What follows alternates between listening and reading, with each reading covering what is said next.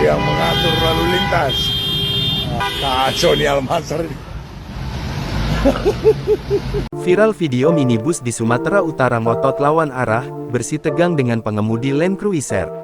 Tengah beredar video yang memperlihatkan pengemudi minibus bersitegang dengan pengemudi Land Cruiser viral di media sosial.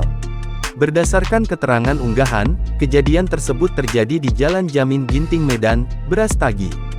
Video tersebut viral usai salah satunya diunggah oleh akun Instagram @medanjame. Dalam video tersebut, tampak dua mobil bersikeras mempertahankan posisi mereka di jalan raya. Tampak mobil Land Cruiser yang berada di jalurnya menghadang sebuah minibus yang diduga mencoba melawan arah. Kacau nih Almasar.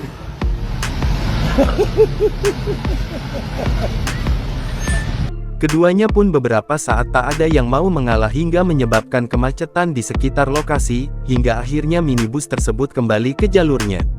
Namun, sebelum kembali ke jalurnya pengemudi minibus tampak kembali bersitegang dengan pengemudi Land Cruiser itu, kali ini keduanya tampak sama-sama membuka kaca depan. Sontak saja unggahan tersebut pun kini mengundang berbagai komentar warganet. Download Tribun X sekarang, menghadirkan lokal menjadi Indonesia.